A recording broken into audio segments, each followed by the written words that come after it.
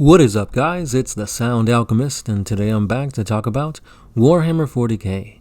Now, as I'm sitting here recording this video, I'm eagerly awaiting the Warhammer community extravaganza that's going to be focusing on the orcs. So this Saturday, we're going to have a ton of orc content to be unveiled. We're going to get some Octarius sector information, which is big because the orcs, they're going to be having their pre-order coming out soon, that awesome box set with the Beast Nagas and the 9th edition codex. But if you're aware of the Octavius sector, that is the sector where the orcs are fighting the Tyranids. So maybe we'll get a little bit of insider news as to what is going to be coming to the Tyranids in 9th edition. However, in the way that they've been releasing their articles, the Grey Knights and the Thousand Sons should also be showcasing new rules, and their codices should be coming out fairly soon. So there's even more things to look forward to in the future of Warhammer 40K, and that got me thinking.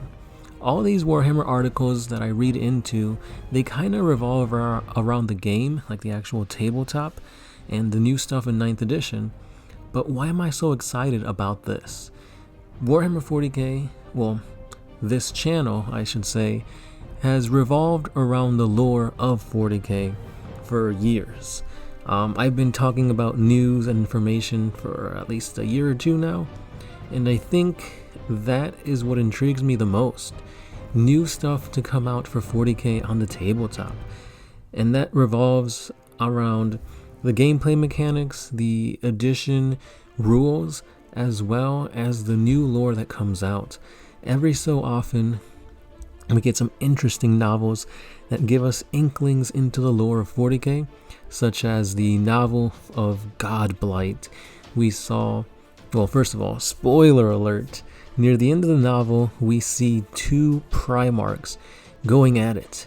Guilliman against Mortarion, and it is a battle that's just, oh man, like, it's really great, because at the end of it, Mortarion technically wins, but Guilliman channels the essence of the Emperor himself, and he essentially takes the upper hand and smites down Mortarion. Neither of them die, of course. I mean, they're named characters, huge name characters, but still, knowing that the Emperor is able to channel his essence through one of his sons, that's huge. That means that the Emperor can essentially be present and active in this universe of 40K, besides just being interred on the Golden Throne and speaking to others. He can actually do something now. Now, I don't know if this was like a one-time thing, maybe it'll happen again with like a custody or something, but to know that something of this magnitude the Emperor is still capable of doing, while powering the Astronomicon, while keeping demons away from Terra, while potentially manifesting into a chaos god. That's all awesome speculation, and it just leads to more and more interesting theories that the community can spark off of. The other huge revelation was like the mother of Primarchs. Some people liked it, some people didn't. Some people are like, why are you changing the past? Why are you retconning this? But in reality, it doesn't really change anything. The events of the past still happen, and the events of the future still occurred or will be shaped regardless if she existed or not. And that kind of leads my question to you guys, the viewer, is when you're looking at Warhammer 40K as a whole and you're looking at the lore aspect of it, do you find yourself more intrigued with the past or more so with the future, the new things to come out and shape the world of 40K? Or are you more interested in reading about, for example, the Horus Heresy novels, and learning as to what events transpired that has made 40K become the Warhammer 40K that we all know and love? Because one interesting thing that I want to point out is about the Exorcist chapter of Space Marines. For the longest time, these guys were essentially blanks, nulls, and their origins were kept in shadows. This mystery kept people theorizing and guessing, oh, maybe they're part of a successor chapter of the Grey Knights. Maybe they're a special chapter that the Emperor has created, or maybe even Malkador had created in the past. And then, I believe it was revealed in a White Dwarf recently that no, they're just a successor chapter of the Imperial Fists. Like, how bland is that? I didn't like it at all. I wished it would have been shrouded in mystery. Or maybe it could have been, like I was theorizing before, a Grey Knight successor.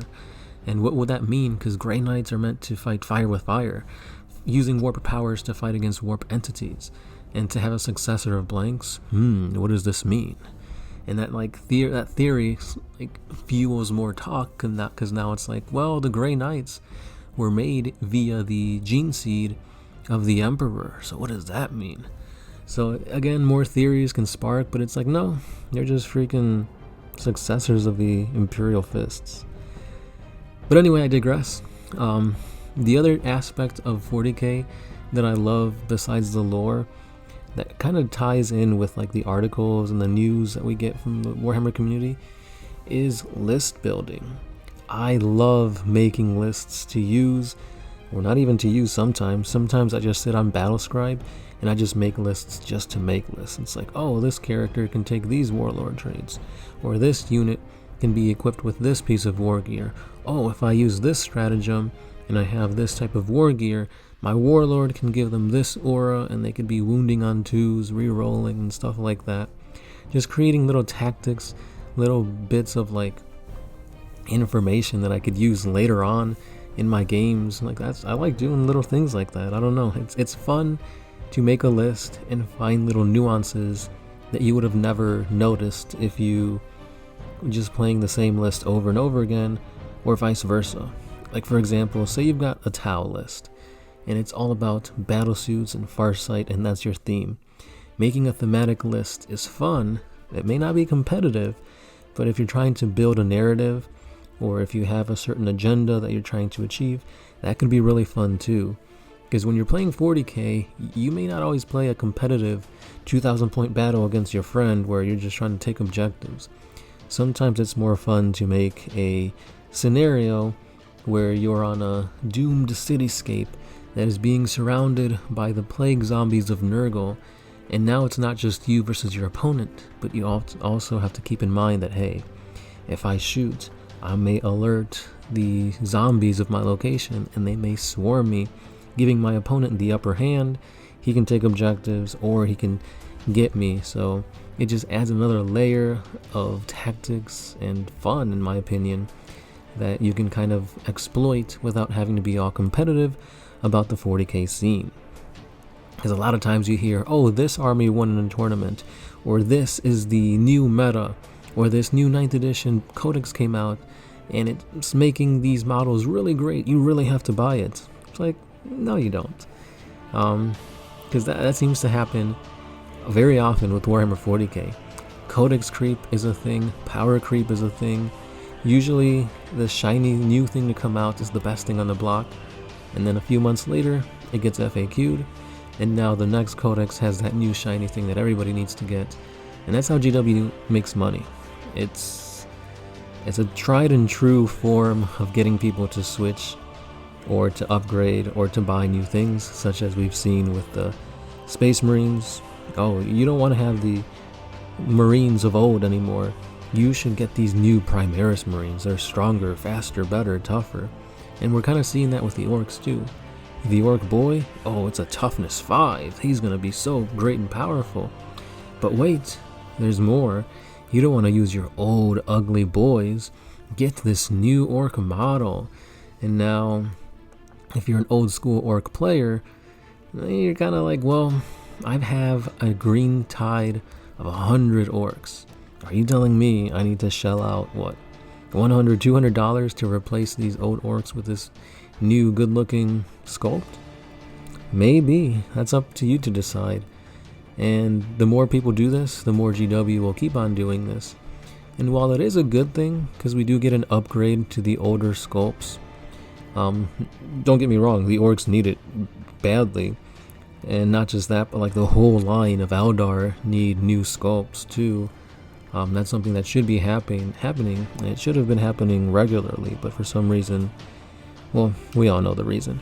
Space Marines are the most popular faction of Warhammer 40K, and most people tend to dive into that because it's the meta, they look cool, they're GW's baby, they bring in the most money for GW, so of course they're going to get newer models, really strong rules, updates every so often.